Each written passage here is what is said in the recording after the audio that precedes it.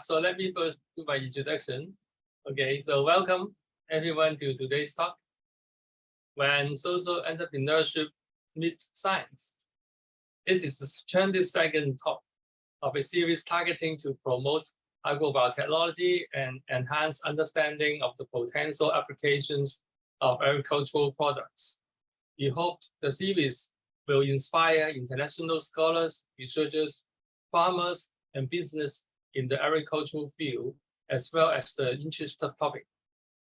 First, let me introduce our speaker. Howard Lang is the Chief Consultant of HKCSS, Social Enterprise Business Center, and the Professor of Practice at Baptist University. Howard began his social entrepreneurial journey in 2004. He founded and consulted over 50 social enterprises, such as Artificial Intelligence, Social Intelligence Alliance, Features, Direction Association for the Handicapped Social Enterprise, Chinese Opera for Children, Angel Child Factory, Octopus Animation, and Blue Sky Technology. He also serves as a consultant or advisor to many foundations and education institutes in Hong Kong and Macau. He was awarded the Medal of Honor by the Hong Kong Special Administrative Region and the Hong Kong Humanity Award in 2017 for his dedicated public and community services, particularly his contributions to the development of social enterprises. East meets West and social entrepreneurship meets science. These two subjects can achieve synergy and harmony. The social and business engines of social entrepreneurship require to fuel from science and develop sustainable solutions for the society. The do good and do well factors make both business and science sense. In this talk, Howard will share his social entrepreneurship experiences with different scientists in Hong Kong and shed light on the secret recipe of bridging science and social business. Now let's have Howard to the stage. Howard, please. Thank you very much. Thank you, Professor Lam. Thank you for your invitations and the introductions. And once again, it is my honor and pleasure to join your 22nd episode of your series. And what I would like to do today is more like a sharing with friends, more like a heart-to-heart talk that I can share more of my personal experiences in social entrepreneurship journey. The reasons why I put the East and West and the social and the business engines together, because this is what social entrepreneurship is all about. And I have selected some of the social entrepreneurship examples related to science for the sharing today. Although I have outreached for over 50 social enterprises in Hong Kong, I started my journey much earlier. I myself, my first degree was trained as a food scientist in the University of Illinois. Right upon my graduations, I worked for the food industry for some years before I started my own social enterprises. And my capacity to help the Social Enterprise Business Center is to help all of the NGOs, almost all of the NGOs in Hong Kong. At that time, they are interested in social enterprises. And Hong Kong Council of Social Service covers 90% of the social service in Hong Kong. And that was the moment 15 years ago that the nonprofit sector asked a question of what we can do in terms of social enterprises or bridging social and business together under the self-finance concept. And coincidentally, colleges, universities are interested about this campaign almost 10 years ago. And I have also highlighted some examples, starting from some of the social enterprise competition becoming real businesses, as those examples showing academic interest into social enterprises. So that will be very much the roadmap of my presentation today. So without further ado, let me bring the PowerPoint presentations. And I have also selected some videos to share with each other, just to ensure that, you know, what I appreciate from the social enterprise example that I can share with you all. Some of the videos that I share are actually the examples that I would highlight for us to learn between East and West. There's the two examples. And at the end of the day, I will answer the questions of what is the secret recipe of social entrepreneurship. So that will be the answer of the last slide that I will put it there. But special thanks go to Professor Lam, particularly before the presentation today. He highlighted a few questions to inspire the audience to think about. So I further revised my slides to put all these questions into the slides so that the questions and the answer come together. And hopefully the example that I bring forward will shed light to some of the questions that Professor Lam inspired me to think more about when social entrepreneurship meets sciences. And then I further add a question of who is the first lamplighter.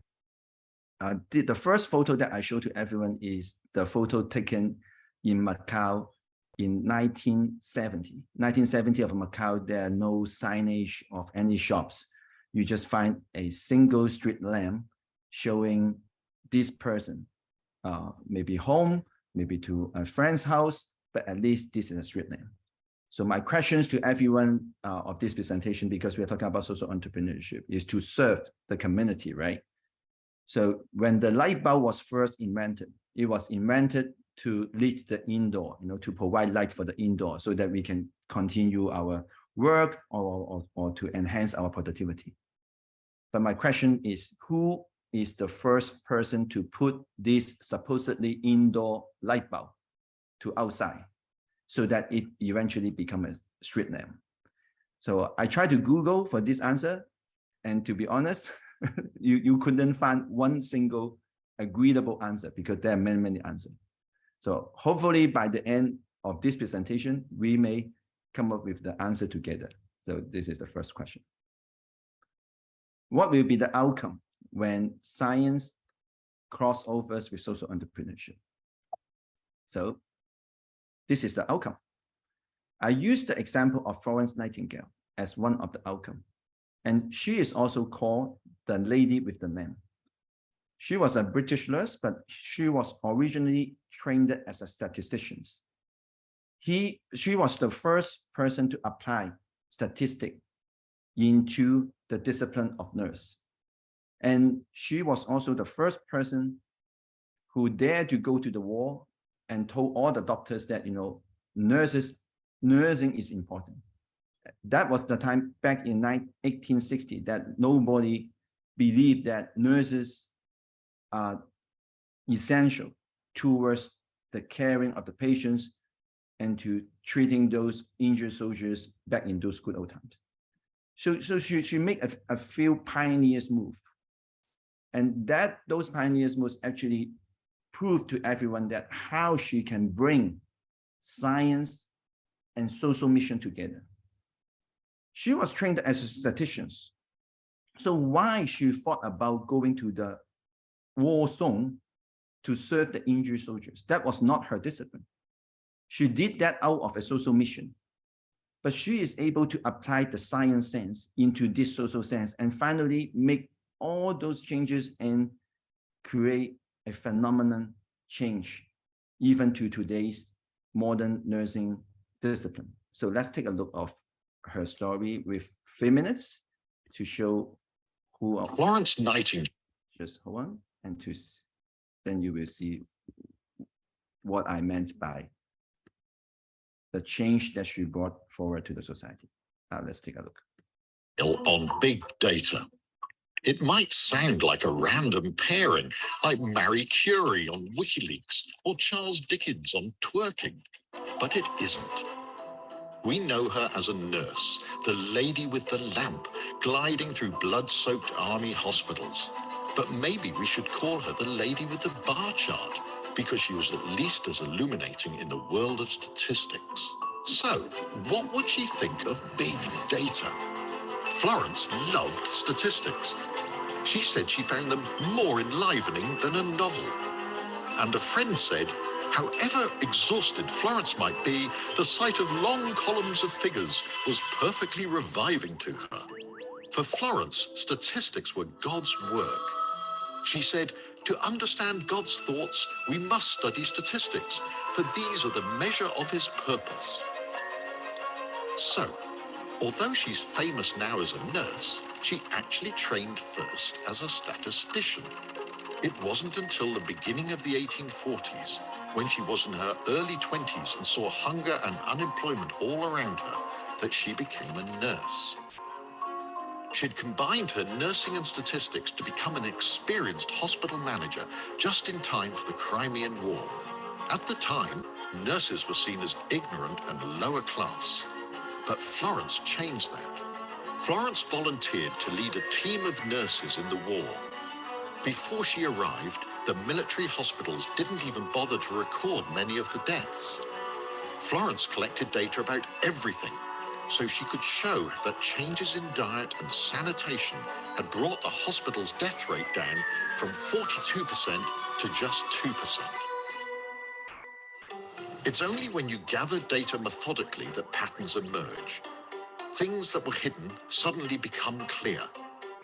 That might sound obvious now, but it wasn't back then.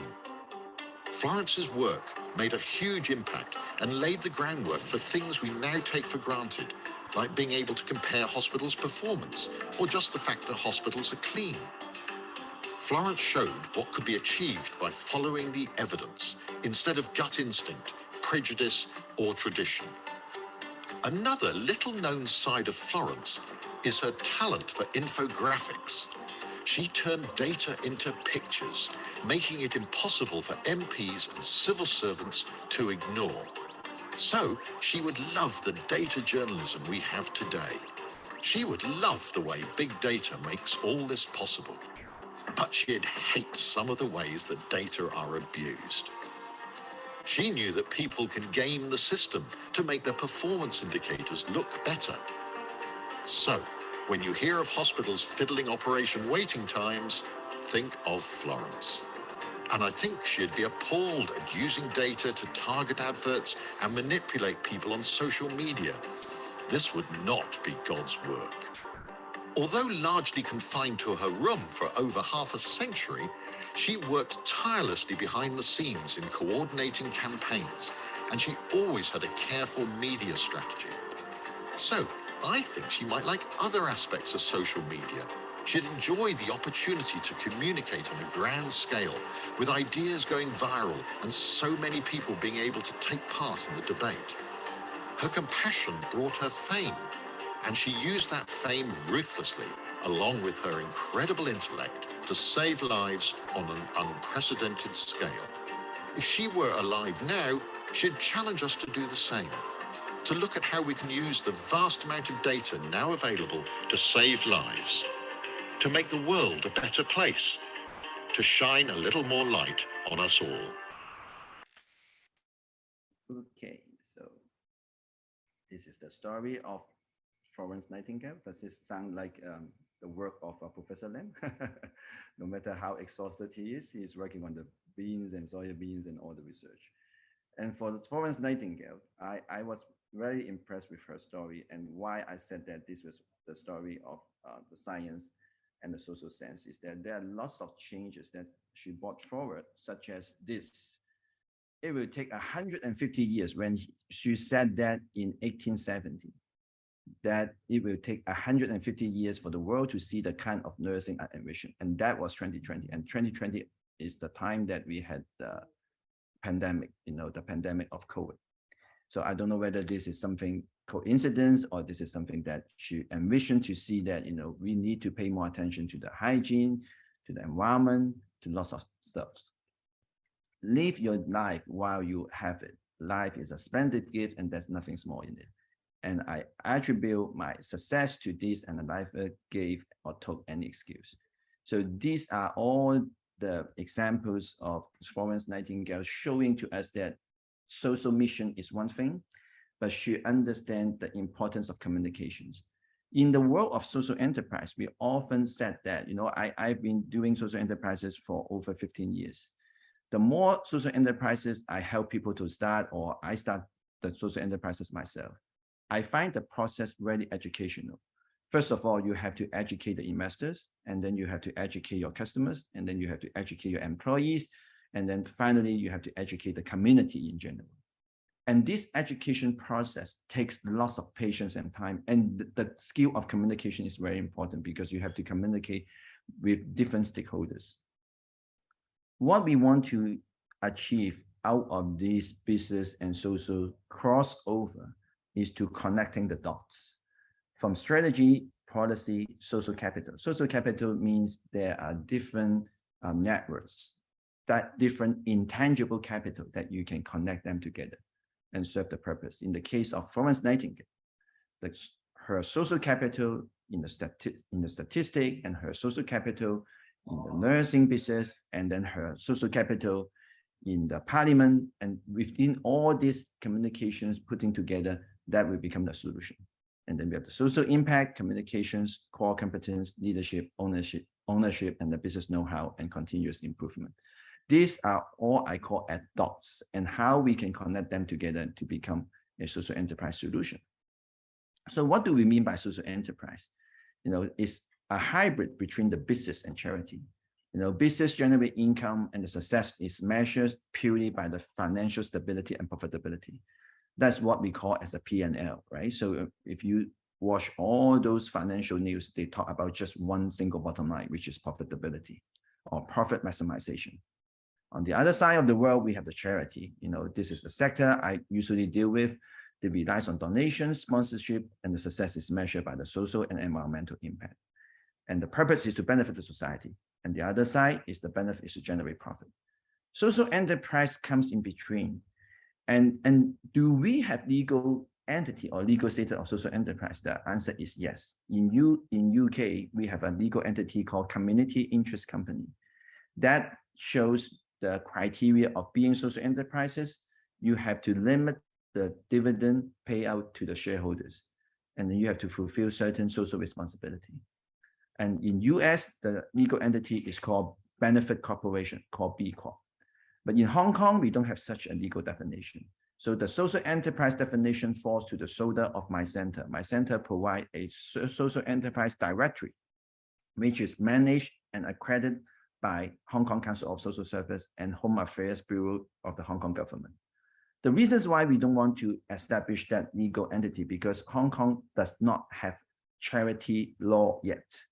So in the recent reformations of the charity law, actually social enterprise is part of the agenda. And when that draft was submitted to the LEGO, I helped the Law Society to insert certain criteria into that consideration. And hopefully social enterprise will have a legal definition and status once Hong Kong has a charity law passed by the LEGO. So whether we have it or whether we haven't have it is good or not for the sector development is still a question mark. Even in the case of UK, before the legal entity was established, there are over 14,000 social enterprises in UK.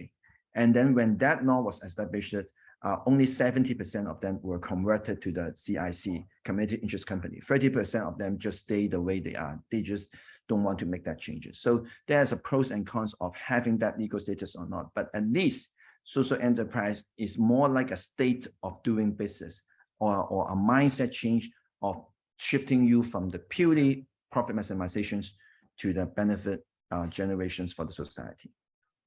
These are the groups that we always think about, just like Florence Nightingale example showing that nurses at that time were considered lower rank and people don't pay attention. They will choose other jobs rather than nurses, unlike today, right? So these disabled groups, when I joined the sector 15 years ago, they experienced the same situation. People always label or categorize them according to their disabilities, not their abilities. So my job is to turn all these disability into different social enterprises that now you saw on the screen. This accounts for 1/3 of the social enterprises I started in the past 15 years. There are social enterprises that focus on autism, physical disability, mentally handicapped, and visually impaired, hearing impaired, youth at risk, the elderly. We have a long list to serve. But something in common is that they all wanted to start a social enterprise. Then people will ask why they bother to start this. Do we have NGOs in Hong Kong? NGOs in Hong Kong, are they supposed to take care of them? Are they supposed to have social services? yes, we have that safety net for all the people that we want to care. But the question to them is why they have such a strong motivation to start their own social enterprises is about dignity. It's their drive to show to the society that they can contribute as much as you do. If you can do it, I can do it. So that fighting spirit is much larger than the profit maximization we are talking about. Is much larger than the benefit that we want to give to the society. It's all about their ability and their assessment of the market and their business ideas that they want to turn it into a social enterprises.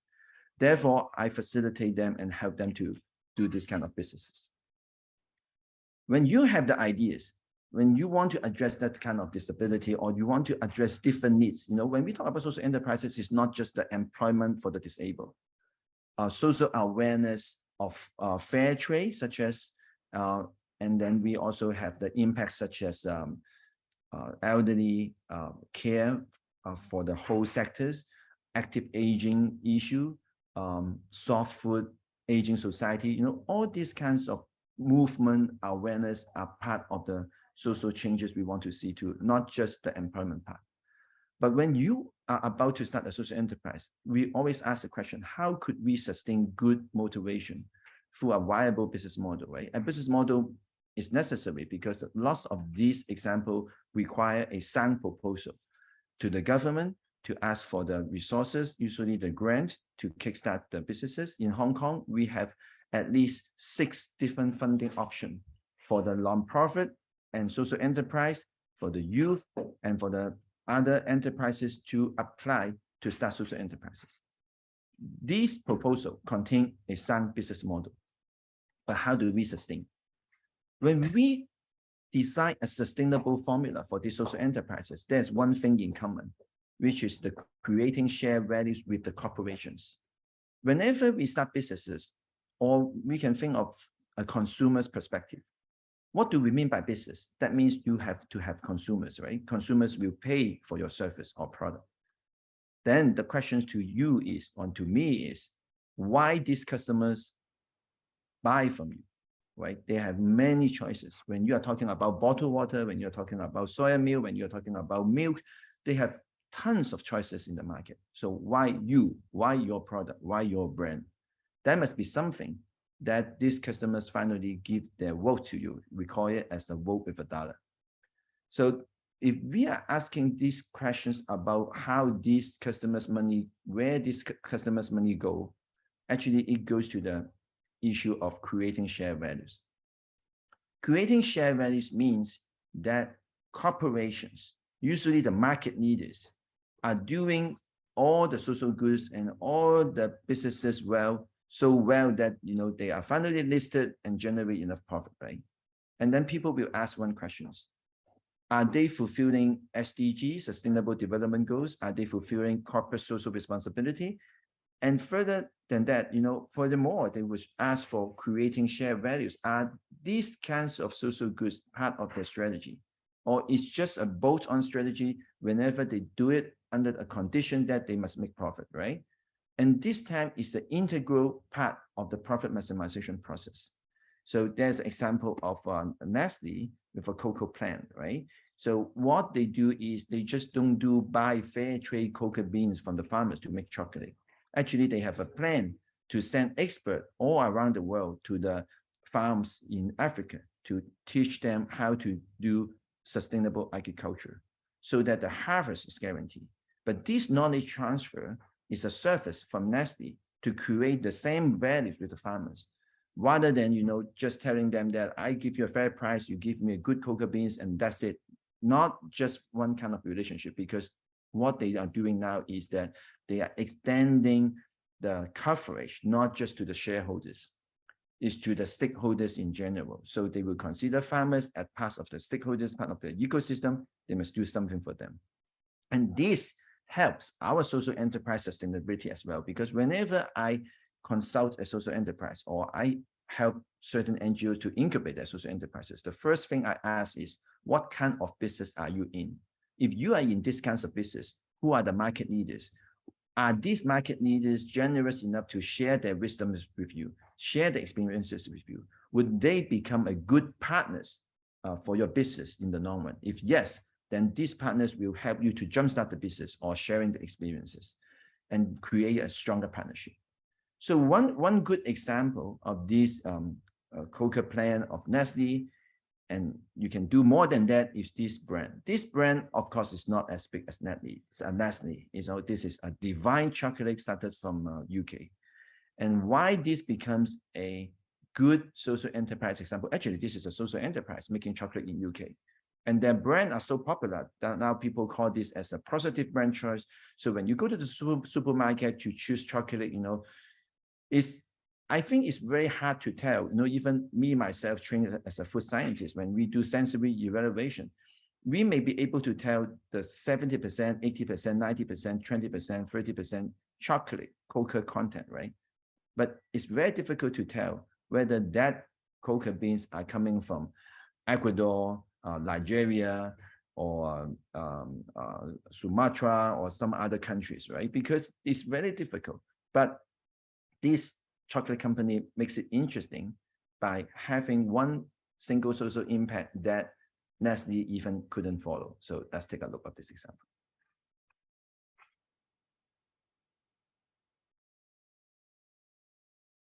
And this website is also a good website that I would like to share, because this Fair Trade International is international recognizes the logo for all the fair trade goods, and they will recognize the International Fair Trade Award goes to a special brand. And in 2020, the award actually went to Divine Chocolate. So let's take a look.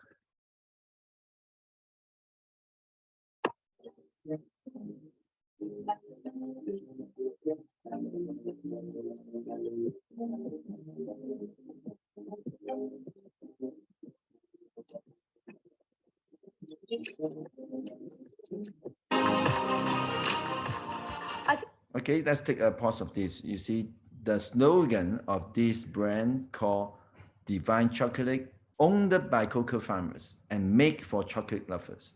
So why this ownership goes to cocoa farmers, the founder now will share with you. What's special about Fair Trade is that it's the only sustainability certification scheme that really looks at the income that the farmers get. So it's guaranteeing a fair price for those cocoa farmers.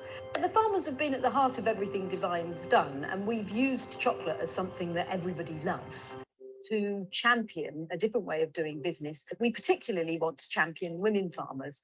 That's a bit because women love chocolate, and so more women than men eat chocolate and enjoy it.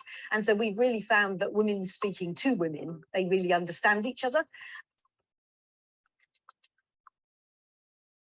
The customers who talk to me and talk to my team are increasingly interested in what we're doing from a sustainability and an ethical sourcing point of view.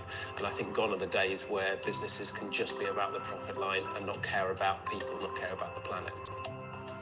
Essentially, all business has to make money to survive, but what it is about Divine that I like is what the business essentially stands for. I found a lot in the past that brands will sign up to be accredited with something for a marketing purpose, to drive a point of purchase, whereas Divine really truly do what they stand for. Our hope is that a lot of other companies will continue to up their game, and that fair trade and paying farmers a fair price for their ingredients will be the norm rather than the exception. That's really the aim we want to get to. Actually, we're all very similar. We all have the same hopes and aspirations. Cocoa farmers in Ghana, they want to look after their children, they want to educate them properly, they want to make sure that they've got enough food on the table, they want to see that they've got some prospects, that they'll be able to have a decent living in the future, and that they live in a thriving and nice community.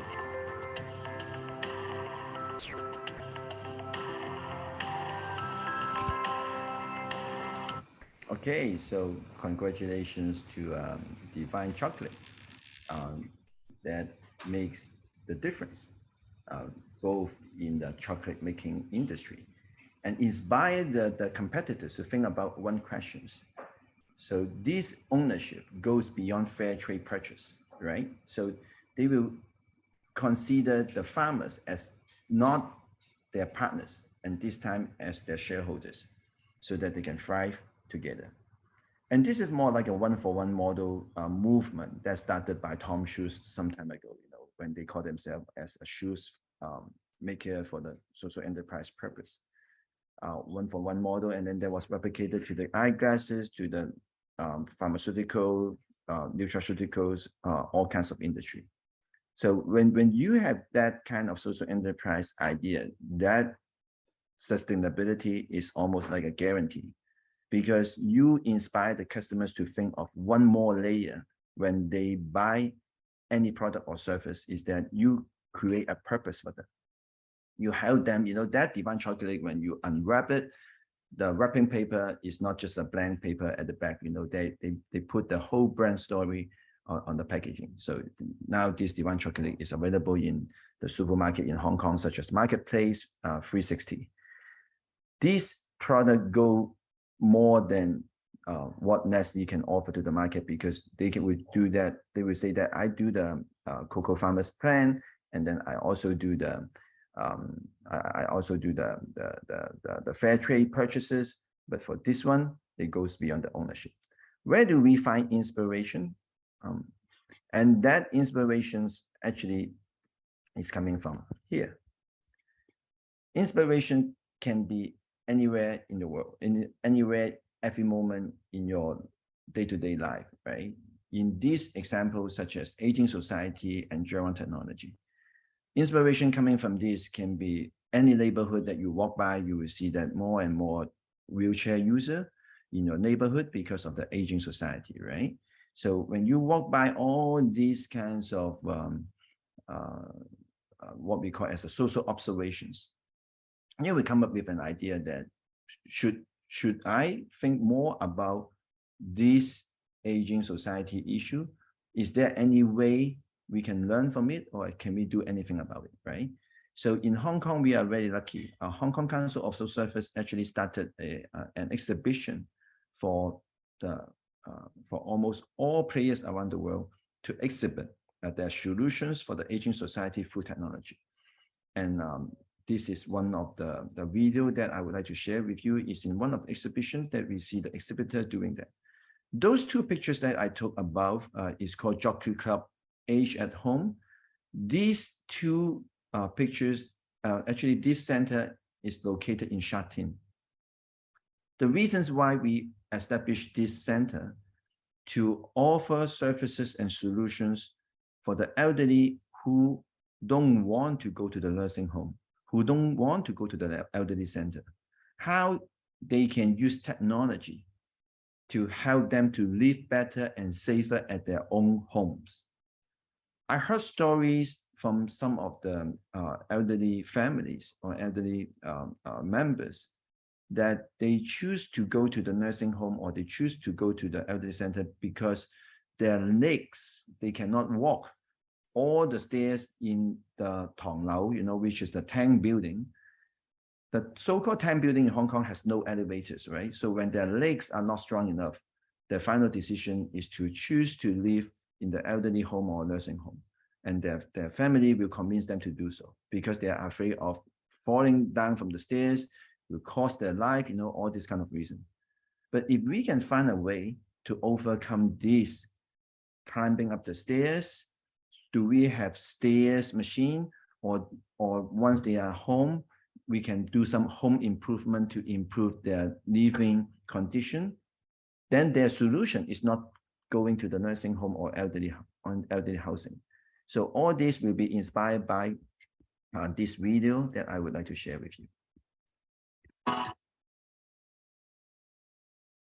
In these exhibitions, now I bring you all to the exhibition place, so you will see what that is all about.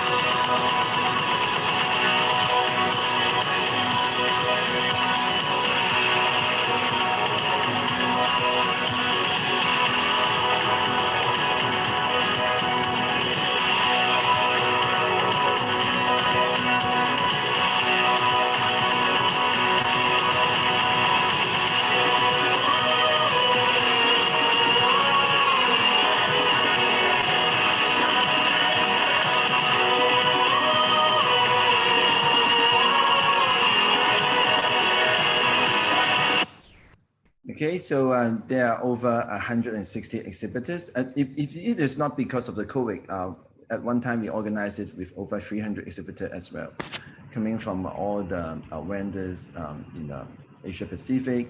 And the idea is to share their product and services.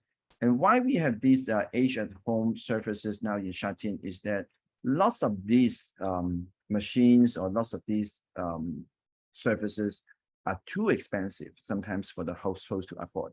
So this is funded by the community chairs, Red Cross, Hong Kong Council of Social Service.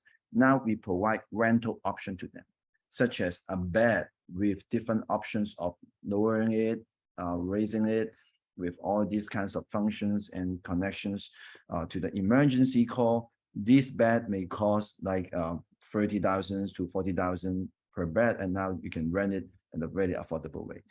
So this is part of the inspiration. But when we look at this, it's not just all about the elderly lifestyle. When we try to think about how does that relate to the agriculture, how does that relate to the food industry, is that what they are about to eat. Would there be any difficulty in eating certain things? How about their nutritional demand? And there are all sorts of inspiration that we can get from this example. Of course, we also have another coverage in terms of social enterprise. It's not just about the social impact. We talk about environmental impact as well. This BD system actually is, there are two examples. Again, what I want to emphasize is the beauty of East and West. On the left-hand side, the mud jeans actually is coming from Holland. They have an idea of not to sell you the jeans, is to inspire you to rent a pair of jeans as a circular economy. And the jeans that you don't want to wear anymore can return to them, and they will put it into a machine that will reuse and take all the buttons out and the zipper out, and you reuse the fabric. And that is the Western example. Interestingly enough, you have another example in our Tai Po Industrial Park in Hong Kong, and it's called BD System. And now let's take a look of what BD System can do in terms of this environmental impact of a social enterprise. Let's take a look.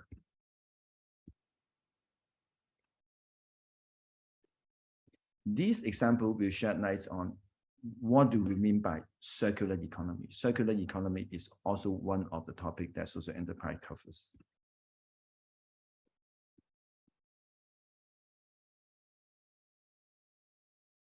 And when we talk about this BD system, is the founder of this system. The founder of this system is called the Novotex. Novotex founders actually come from Shanghai, and the speaker coming up next is Warner Chow, who is the third generations. And when we watch this story, I want our attention not just focusing on what environmental impact that she is trying to make. I want you to pay attention to the transformations from a traditional business, which is a textile business, into this innovative business out of one single mission, which is environmental impact. Now, let's take a look. Sustainability is a priority for all of our clients nowadays. In Hong Kong, 340 tons of textile waste is sent to the landfill on a daily basis. We're very proud to have developed the Billy system that handles the recycling of textile waste, and it's the first textile mill to open in Hong Kong in 50 years. I'm Rana Chow, chairman of Novotex Textiles Limited, creator of the Billy system. The Billy is a patented system. It's a combination of new and existing technologies to recycle textile waste without using water and without hazardous discharge. We pre-sort our textile waste by fiber content. Then we put them through a sanitization process using ozone with no water and no hazardous discharge, safeguarding our hygiene levels. Then to the only manual labor part of the process, we cut away trims, including buttons, zippers, and other hardware. The garments are then automatically sorted by cameras and sensors into 9 main colors and stored, and robots then retrieve the materials and sends them to the next step, which is the fiber processing stage.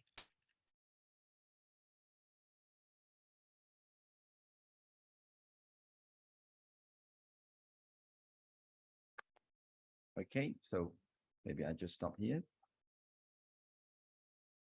The bandwidth of that video was cut short, but in any case, that video showed the system of putting these fabrics into the reused materials. And later on in the video, she explained to everyone that why she wanted to do this actually is because of the customers' requests at the same time.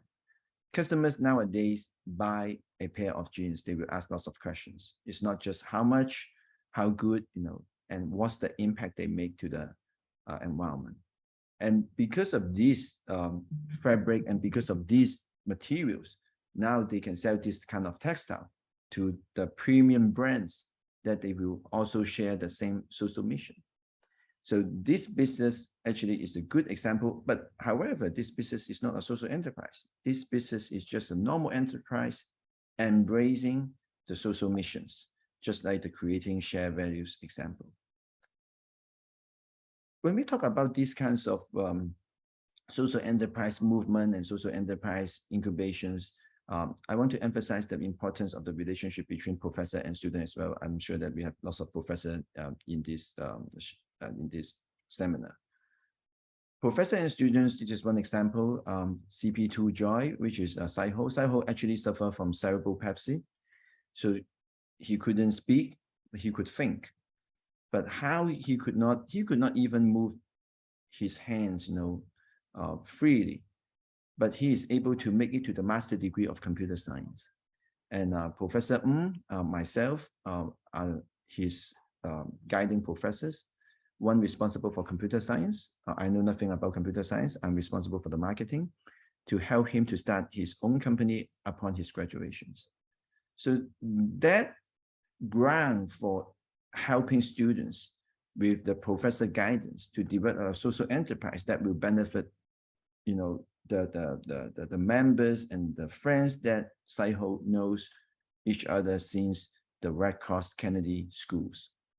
Because they come from the same group of people and the parents who share the same issue with having children with cerebral palsy. So they are connected to each other, and the customers, they know each other as well, because they know that this is the solution which will help their friends to control the computer better.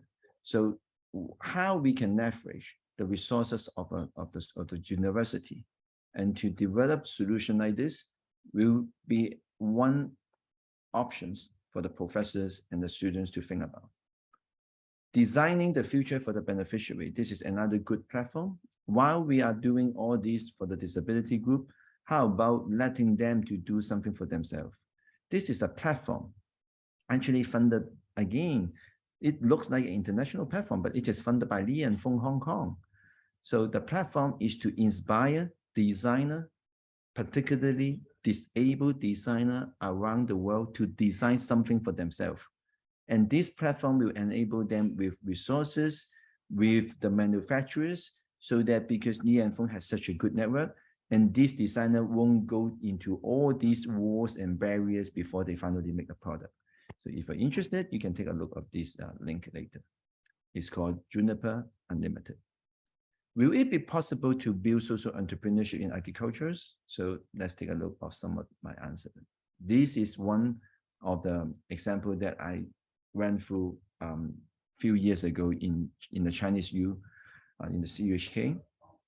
Started with a social enterprise competition. This social enterprise competition is called SE Challenge, almost over 15 years already. So I'm the first cohort convener to help to facilitate as a judges, sometimes as an advisor. So the idea of farming from farm to table has been having a higher awareness of that, and the community needs and the unmet needs. And these four young people right here, Jackson, Michelle, Bianca, and Joey. Actually, I just met them last week in Shatin to have a regular update of their businesses, because they were the champions of the SE Challenge. And when we have champion every year, I will become a natural consultant to them to guide through the whole process. And their idea is called Meaningful. Meaningful is to develop soft food recipes for the elderly. So when this will be the product that I'm trying to think about how that agricultural product connected to the solution like this, right? Because these 4 young people go out to all these elderly centers to promote the soft food. What nowadays they are promoting some kinds of ready-made brands from Japan, Malaysia, or China or Hong Kong. You know, there are different brands that they're trying to promote. Even Nestle is one of the vendors. But what they really want to do, when I met them last week, they told me that they want to have their own brands. They start to investigate whether they can make their own soft food, because now they know the flavors and the eating culture of their customers. And to be honest, these kinds of flavor is so unique to one place culture. So the flavor of the elderly or the preferences of the elderly in Hong Kong will be different, even between New Territories, Kowloon, and Hong Kong Island. So there are slightly different demands of certain things. So they saw that pattern already, and they would like to go further. I think that is when that agricultural product and the social enterprises solutions can come together. Not just limiting to the food solution, soft food. You know, we have a supplement like this, you know, such as soya supplement can be one example. Making good of the soybeans, cooperating with Millinfo will be one options to extend from their existing more like a marketing solutions to promote product to the elderly centers in Hong Kong and to the elderly living alone in their flats. But will that be another example that we can make good use of the soybeans?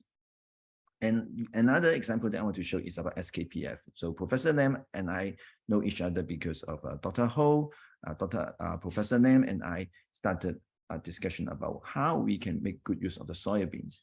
So that is an example from farm to lab to education. So Professor Lam has an idea of making the drought resistance and the salt resistant soybeans into a STEM educations. And that is also an example of social enterprise, because SKPF is a platform to enable professors in the Chinese U to make their solutions or to make their research work into a applied science solutions. So Professor Lam example is my third example in SKPF. Previously, I worked with Dr. Juliana Chen for the diabetes solutions. I worked with Professor Agnes Chen for the psychological support for the autism children. So these professors came to me usually with an idea of the researchers that are already well established. So our solution is to help them to transfer that solutions into an enterprise solutions. And in here, we have the intercropping experience from Dr. Ho, and then we have the soya sauce example to make good use of this product. So there will be multiple possibilities down the road for this social enterprise concept that we can make good use of the agricultural technology or agricultural product in the long run. Any successful formula, so there are many examples such as chocolate, such as elderly food, such as supplements, such as soybean. So what are the successful formula out there? I often quote these, use this quote to share, is from one of the very famous person in China. Is called Mr. Fan. And one of my very good friend, before she passed away, is Florence Hui, the former Undersecretary of Home Affairs Bureau. She shared with me that this example is the first example of social enterprise in China. It's a good example of social entrepreneur. Mr. Fan employs the local farmers and then teaches them how to increase their yields and use the profit finally to start schools. Why he is interested to start school? Because he sees that the lack of education confine the development, the business development, and that lack of education and the business development is actually come hand in hand together. So if he can do something for the school, do something for the children, actually, it not only benefit his business, it benefit all the businesses in his hometown. So that is the first example. And I find one link from the Lee Ka-shing Foundations that shows lots of these great people, great examples to show how knowledge matters in this society, regardless of whether that is social enterprise or normal enterprise. When you walk through all these examples, they just shows you who they are. Enterprise is an entity. people drive the business, people run the business. I think people factor is the most important. And when people talk about this social enterprise concept, are they coming from the Western world? Are they coming from UK or US? Actually, there's no answer to that. If you look at this example in China, that was dated long time ago. So will China be the first country to do social enterprise example? Nobody talks about this, right? Because we don't call this as a social enterprise example. We just call this as an example of doing good and doing well for the society. But I think that successful formula of sustainability is that throughout your success, in the Mr. Fan case, he can just keep making money by hiring the local farmers, keep making money by selling their produce, and not caring about the school and not caring about the educations of those farmers, right? And that is what I call as a profit maximization. But why he cares about the education? Because he sees the point that this in order to ensure a sustainability of his business, the sustainability of the city is one of the conditions. How do you ensure the sustainability of the city? Education is one secret recipe. East and West, so this beautiful music by Yiling Wu. I share this PowerPoint with every one of you. So after this today's presentations, please welcome to go to this YouTube to listen to this, because it's quite a bit long. I think it's 9 to 10 minutes, but it's worth clicking into it. You will see the wonderful performance of the Yiling Wu Butterfly Lovers played by piano. Piano is a Western musical instrument. Butterfly Lovers is the Chinese legendary classical music. How these two put together, Yiling Wu did it so well. East and West gluing these two formula together. And then I asked myself one question. How and why Yiling Wu is so interested in these kinds of Western and Eastern music? Who is her teacher? Who inspired her? And Mario Passi is an Italian maestro of the China music. And when you click on this Stanford website, you will find the story of Mario and his journey in China. He spent over 30 years in China. If it is not because of the war, this movement of music will last so long. It just happened that he came to China when we don't have any war, and then because of the Japanese war, and then finally he has to leave, and then Yiling Wu is one of the students in this picture on the right hand side. And this is what we call as the first generations of the classical musicians in China. And he is the inspirational master of all this possibility. Once again, education is the secret formula. How you pass on the knowledge to someone who can continue to make impact to the modern world. And this YouTube, definitely, I highly recommend you to take a look at it after today's presentation. Back to the photo that I showed at the very beginning. Hopefully this may be the answer, right? A family lights up a lamp at home. I don't know who he is, who she is. He or she puts an extra lamp outside of his family. The light is strong enough to lit up the whole street. Everyone calls it the street lamp. Someone likes it and tries it at his or her home, and the community benefits it. Is it a home lamp or street lamp? We don't know, but we know that it is the light that helps everyone, right? When you walk by the street, you say, wow, this is good. And then when you go back home, you will say that, oh, why not I try it at my street? Keep thinking about it and you will feel the light, and hopefully one day you will be the light. Many people ask about social enterprise sustainability, social enterprise secret formula. I think this is the answer to these questions by the quote from Lu You. It just is in Chinese. I think sometimes it's very hard to translate Chinese into English, but I try my very best to do this. If you want to learn how to write a poem, you should learn non-poem methods or subjects. Why this is so important? People sometimes look at social enterprise as a business. Then people will just pay so much attention of turning this into 100% purely business engine. But let me ask you a question. If you want to make a successful business, do you just focus on business matters or business subjects? The answer is no. You got to see things around you, surrounding you. All this inspiration that I just shared today are not 100% related to that. You need to connect all the dots. You need to connect all the resources. You need to connect all the partners in order to write a beautiful poem. If you just concentrating on writing a good poem and by studying only poem things, you won't be a good writer for the poem. And that's what Liu Yo said about poem. Why I quote Liu Yo? Because Liu Yo wrote almost 10,000 poems in his lifetime. So I think he is qualified to tell us that, you know, the secret formula of writing a poem is not to focus on the poem itself. Just like the secret formula of doing social enterprise is not just to do the social enterprise itself. You have to open up your senses to listen to anyone in the world surrounding you. Sometimes maybe your children, sometimes maybe your students. They will inspire you with their questions. I think that is the beginning, and that will be the successful formula of a social enterprise, is to keep learning things that is not necessarily 100% related to that particular business.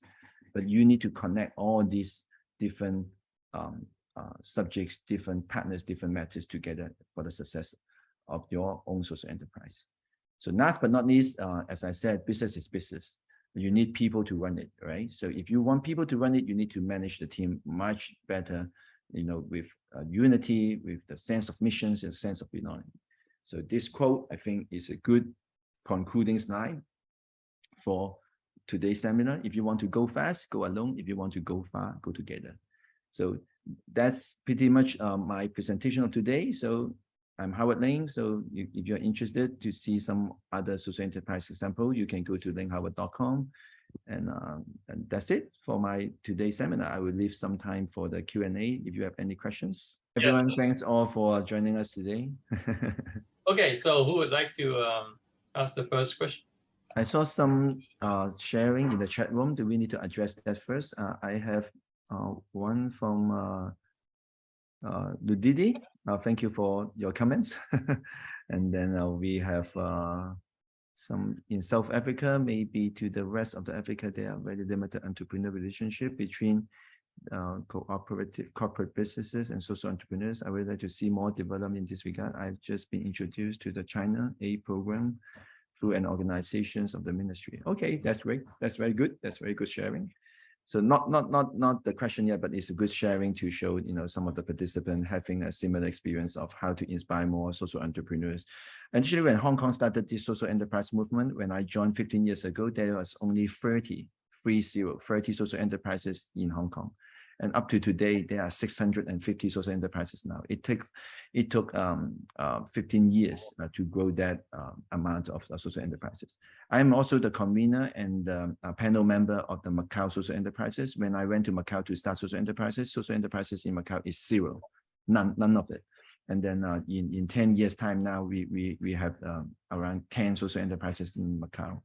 So the numbers actually sometimes it doesn't just make any indication to whether this is the more the numbers are more successful. I won't see it that way. I will see how that social enterprise can create an impact that will influence the societies much better. For example, in the case of Macau, even though we have 10 social enterprises, but all these 10 social enterprises, almost 50% of them belong to Full Hong Society. And the chief executive over there, Jennifer, did such a good job that she is able to connect all the casino players to contribute their corporate social responsibility effort into the NGO sector that have not happened before the social enterprise movement started. Because she started a social enterprise of a laundry house. It's not the money laundering, actually, it's the real laundry that allow all these small and medium enterprises to help them to clean the towels, to clean everything, you know, in the neighborhood. Because these hotel big players transfer their knowledge, transfer their skills to this small business, and to ensure that this business has enough to run on their own. And then they also created another second-hand shops. And all these hotels, every 4 years, they will throw lots of things away, from the bedding to the glasses to lots of, and even umbrella. So these second-hand social enterprises helps the community a lot, especially during the typhoon, the serious typhoon in Macau happened. These social enterprises actually open up their shops 24 hours just to deliver these goods to the community for free. So you see the movement that we want to see is the change rather than the number of social enterprises. So just comments related to the comments that I see in the chat room. So now we welcome to any questions regarding social enterprise or any questions that you have. Albert. So thank you very much, Howard. I know that you touch on several aspects about education. So our office actually taking some molecular biotechnology students. It's very touching. Then when I see one of the interns actually carry some of the recycling stuff home because our building don't have the recycling stuff. And so when you're saying all the social enterprise and the number, I feel very impressed and so on. And so, but for 22, 23 years old and whatever, they can start something else. My question mainly go to the sustainability. Yep. How do you really arouse these people to the level that is sustainable? So all this is not really like 5 years, it's 10 years, 20 years, it's your lifetime commitment to the whole stuff. And so definitely your presentation is very impressive, but from moving forward. And so I tell the intern, I say that it's very admirable, but how long can you last, right? You have a big backpack, you carry the stuff home, sustainability, education, conscious, and it's very impressive. And you say that Fan Zhongyim saying that 先天下之忧而忧，后天下之乐而乐. It's a very noble act, right? So, so we have that stage. When I was younger, I have that dream, right? But how is it going to be sustainable? So my question to you is that it's great. We see the trend. It's very thankful and whatever. But teach me the way how we can actually teach our student to, so that it can be sustainable to our grandkid, great grandkid, and so on. Yeah, thank you for your questions. That is a very good questions. Actually, I have mentored over 30 students teams over my career in social enterprises. And I always come across the same questions myself, is that am I pointing them to the traffic light, which is red, or am I pointing them to the traffic light, which is green, or just yellow, right? So my answer to this is actually, it comes with two approaches. My first approach is always to test. Because I always have meetings with them at the very beginning, especially the students coming to me are always the awardees of certain competitions that they already got a grant of $100,000, $200,000, sometimes maybe $500,000. No matter how much they get, sometimes they will get very excited, right? And then they will go into a mental preparation of doing big business, right? And that big business, will that be big enough or sustainable enough? That's always the question that I will ask them. So when in the first meeting, it's very important to meet them personally. And I will ask very much honest questions to them is, what is your family situations? Family situations, not you getting married or not, is your parents and your grandparents. Do you need to help them out, in terms of financial responsibility? If the answer is yes, I will always give them two options. I always have the so-called A chan or B chan, combo A or combo B to them. Combo A is that they don't have these kinds of responsibility or liability. They just make money out of their own pocket. They can live by themselves because their parents are well off and they have they don't need to give money back to the family. That is something in a nutshell. And so I will give them combo A in that way. Combo A means that I will lay out some of the partner and resources, and I will usually introduce them to some market leaders of a similar nature of business, because social enterprise, after all, is a business, right? So there must be a similar business doing similar things, and they may be doing very well. So I will tell them that I know who and who. I want you to meet these market leader first, so that you know how they do business, how they keep the business, and your social mission is self-evident, so that you don't need extra social mission to ensure that you are social enterprise, because you are already a social enterprise in the first place. But you need to train up your business engine, so that you need to learn from the business players. That's a combo A. But when I heard that maybe 1 or 2 players having that financial responsibility to the family, I will usually give them combo B. Combo B is a hybrid. I said that, you know, running business does not require just one person. It's a team. So if you have a team of 4, how many of you can do full-time on this combo A and the rest to do combo B, so that you go ahead and find a job? But I told them that when you find a job, make sure you find a job that is somehow related to the business that you're doing. In one example, like Meaningful that I'm coaching, I will tell them that, you know, if you do, there are 2 full-time students doing this, and I would highly recommend them that maybe you can do accountant. You can go for accounting firm to be accountant. Why? Because having that accountancy knowledge is really important for you to run a business, so that when you are off, let's say public holidays or Saturday and Sunday, you do your shares with your team. And while you're working for an accountancy firm, you can also pass on the knowledge and share with your team members. So combo B always goes with a hybrid options to identify a job for them that may be beneficial to the business eventually, so that they can do both. And usually when you have that kind of division of labor, it's also an acid test of their team building and team spirit. And sometimes they will argue. You know, I always come across with these kinds of arguments saying that, oh, I do more and you do less, and why you get paid more and why I get paid less, right? So whenever it comes to this, I will be the one that join the meeting again, because I'm the mentor, right? So I will play a mentoring role that will make their life easier. You know, otherwise they keep arguing without having any conclusion. So I will sometimes say that, okay, if you argue like this, stop doing the business, because it's not worth doing anything like this, right? Because doing the business for the society is good, but you have to be very much focusing on the fundamental of why you do this in the first place. You know, don't just wearing the Superman suit and then you start to save the world, because that's too rushed and that's not well planned. So I hope the combo A and combo B will always help them to do this. And even I have some social enterprise young team as example of what is that they come together to develop a business, and then they got into some troubles.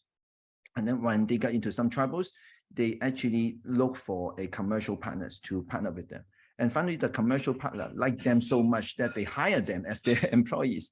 And so finally, they come to me say that, oh, should I sell the business now? I said, of course, yes, sell the business now, because you get into this opportunity that these big players like you so much. And when you sell the business now, because your business actually are in danger, and these partners, because of your relationship, like you so much, so you can do it. And they say, oh, that is my baby, you know, I don't want to kill it. I said, this is not the baby, this is a business. This is the business inspired by you. And now this person are not asking you to kill your baby. This person is telling you that they appreciate your effort and to turn your baby into something else. So that they finally take my advice and work for the company. And what is even great now is that these 2 gentlemen are now becoming the COO of 2 different corporations, because finally they changed to another career path. But what I support them is that I'm always there to help them to write reference letter. I'm always to be their referee. So I think my role is very important to this student, is that I always guarantee one thing. I said, if I mentor your team, I mentor you for the lifetime. I don't just mentor you for the death of your business or life of your business. I don't care whether your business will be sustainable or not. I just care about you as a person. So that is a very strong message I will send to all my student team. And because I'm always being there. So I think that factor is very important, because you need that trust to make this kind of call of life and death, especially on that kind of business decision. I hope my answer helps. Thank you. Thank you. Okay, any other questions? Temple. Okay, hello, Howard. Thank you very Hello. much for your informative and knowledgeable talk. Okay. As you know that science, progress, and technology innovation are the driving force of society. Okay. However, sometimes technology innovation also have some problem. For example, in many families, the children waste too much time for one mobile phone. Okay, waste time. But even for their other biotechnology, okay, so technology used in South America promotes soybean production and provides soybean protein to China and other countries. But they also speed up the destroy of a jungle, Amazon jungle, okay, in South America. So my question is how to balance their development and stability driven by their science and progress and technology innovation. Yep. That's another good question. It's a question of the balancing act, right? On one side, we keep buying soybean, and then on the other side of the world, we say that, oh, you eat so much that now my forests are damaging, right? So and technology such as the mobile phone is also another example. The balancing act, I think, again, is very much related to what I call as the people-oriented strategy. People-oriented strategy is to net all these stakeholders to understand two sides of the coins. And why I keep emphasizing that education and communication are so important, because we need to have a better control of this communication power and education power. I always use a movie. To illustrate the impact. When you think of any American movie, that American movie actually goes around the world that people can see it, right? But I cannot name one Chinese movie that around the world will see it, recently at least, right? But if you look at all these American movies, they are always distributed everywhere in the world. So they have that kind of subconscious communications. I still remember the time that when I watched Rocky, you always see American fighting Russian, right? So I one time make a joke to my wife. I said that maybe sooner or later Rocky will fight Chinese, right? Because of these kinds of political arena that they have this communication power. So what I want to say is that no matter how the technology change, how many of these will change, we need to get a hold of a better communication channel to say the Chinese story, to say our side, our analysis, right? Because nowadays are very political. Sometimes even businesses become so political. So I think we need to tell the younger generation these kinds of power of communication, and the problem of algorithm in terms of what they see in Facebook, what they see as a fake news, and I call that as a IT literacy. And that IT literacy is also a kind of cultural literacy. So if we can put IT literacy and cultural literacy together, this younger generation will now ask one question, that I just don't watch one movie. You should watch two movies, at least one American, one Chinese, and then you tell me whether you get the right message or not, right? So that's why I like to use a Chinese poem sometimes in the presentation, and especially in my courses to my students, because I want them to I even ask Chinese students to translate that particular poem into English. And you will find 5 different ways of translating that Chinese poem, because it's very hard to understand that, because different people will understand that poem differently, right? And that is exactly what the language matters, why the IT literacy matters, why the cultural literacy matters, because we need to tell them the other side of the story. And that's why I always watch Netflix. I always watch lots of these kinds of American channels, YouTube, and all these kind of things, and trying to understand, what's behind that, right? And can we create a YouTube like this? Can we create a shortcut like this? Recently, I watched a documentary called whatthehealth.com, and that shows the problems of NGOs being lobbied by the commercial companies and making all these kinds of false menus and unhealthy menu to the public, and biased by the livestock industry over there. But these kinds of videos can be seen in America or in certain parts of the world.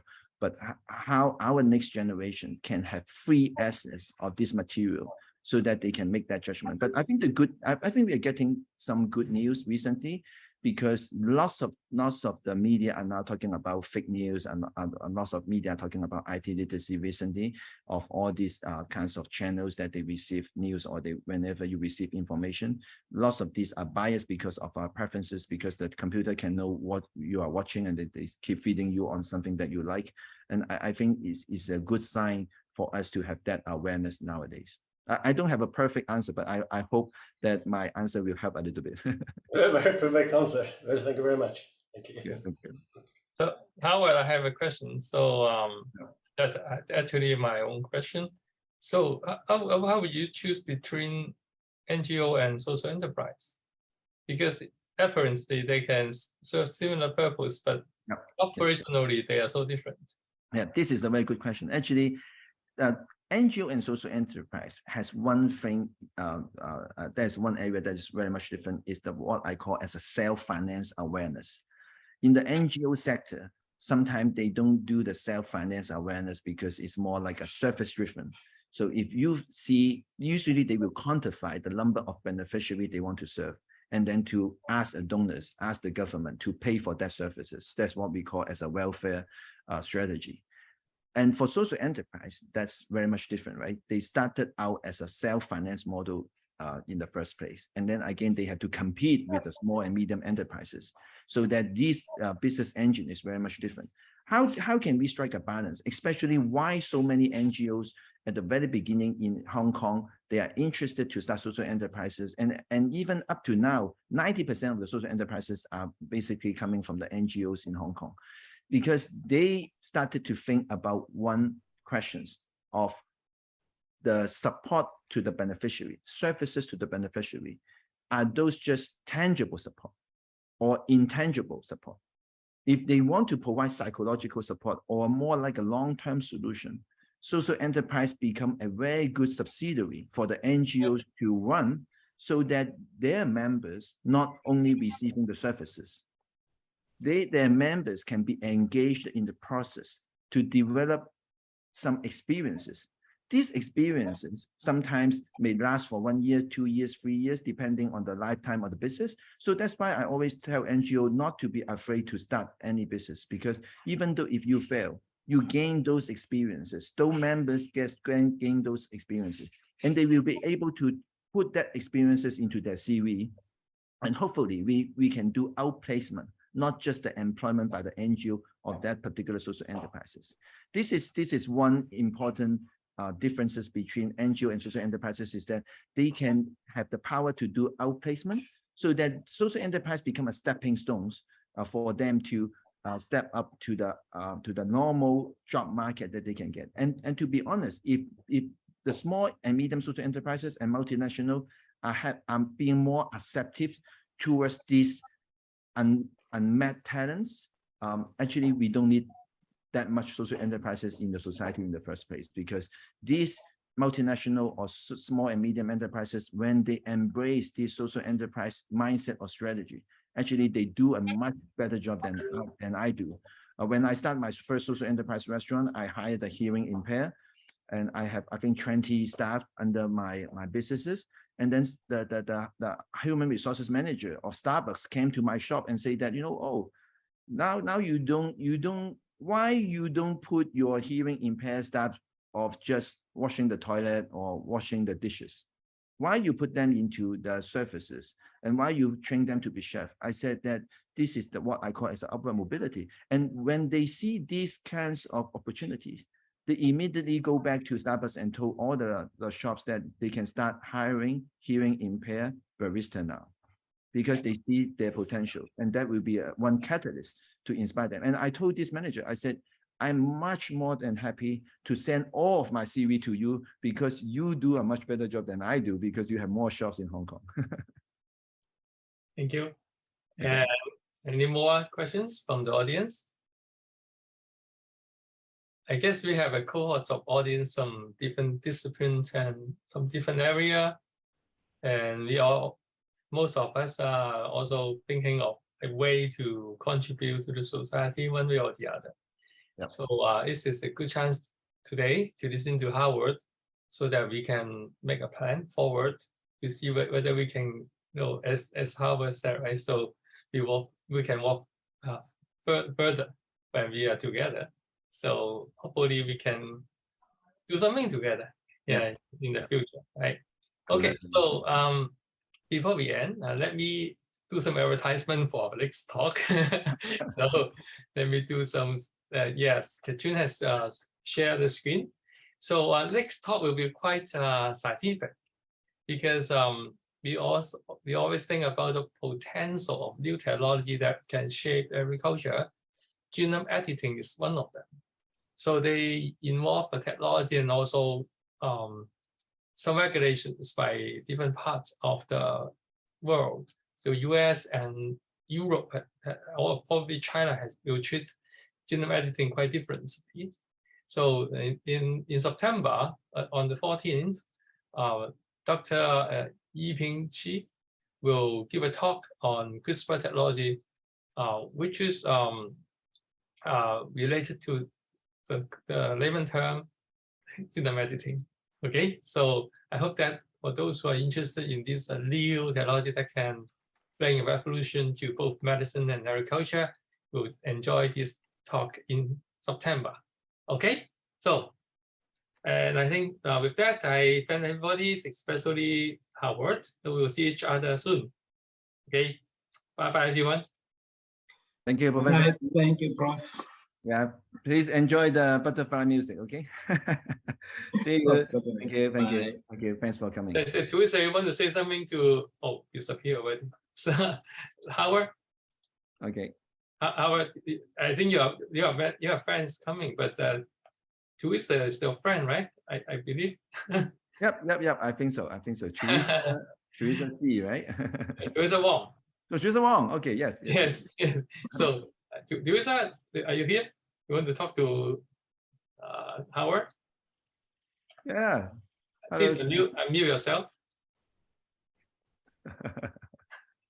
Hi. Hello, Teresa. Hi, Howard. Well, can you hear me or not? Yeah, I hear you. 講廣東話都得啦，而家有晒啲識講英文。Okay. Yeah.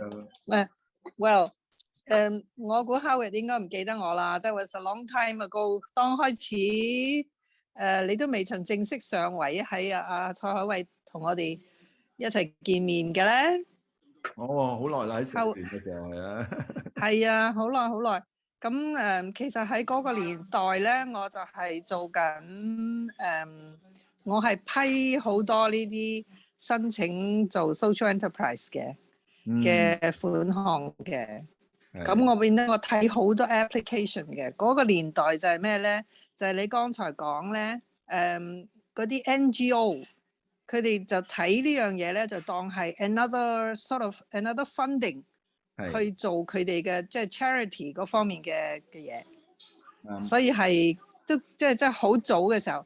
咁啊，好多謝你！你過咗15年之後咧，係做咗好多好嘅嘢啦。而家 educate 咗好多即係各方面嘅人啦。咁固然到而家咧都仍係即係 NGO 係最多，因為老實講係比較難嘅。你要一個出邊嘅一個普通嘅人咧嚟到去做呢件事嚇。即係當年亦都我同阿 Florence 咧都即係好多聯絡啦。嗰啲social enterprise 嗰啲 summit 啊，我都有去嘅。But that was a long time ago. It's so good to see you here. 係啊，多謝你啊！頭先，所以點解頭先我有機會我哋見下面啦。係啊，所以頭先我點解引用范仲淹嗰句説話咧，就係當年同阿 Florence 大家合作嘅時候，即係我記到而家嘅，就係佢同我講話，即係其實社企精神咧喺中國咧係好多年前已經係根深蒂固嘅。只不過我哋冇用社企呢個名，我哋可能用取之有道或者另外一種成語去形容咗佢咯嚇。所以我覺得我哋中國人嘅 DNA 已經有精神嘅。多謝你，主持人，多謝晒。即係講開 China 啦，同埋我同埋Professor Lam 嘅 relationship 咧，我 connection 喺邊咧？就係我亦都喺翻即係去 China 嗰度做緊一啲農業有關嘅嘢啦。咁啊 Professor Lam 係我嘅 advisor 啦。咁我哋都係講緊係點樣去可以 sustainably 咁嚟到去即係扶貧啦，所謂。但係即係我唔係話我俾錢佢咯，而係我希望可以即係有一個 sustainable method。Well, it's a long story. Anyway， 我諗啊，學明啊 Professor 咧可以同你講多啲。好啊，多謝你啊，多謝你 Tracy。Okay, yeah, thank you very much. It's a very good talk。多謝你 join 我哋。好 challenging 拜拜拜拜。內地做農業。OK， 咁啊，大家 well, when you find a time to talk, have a cup of tea or something. Yes.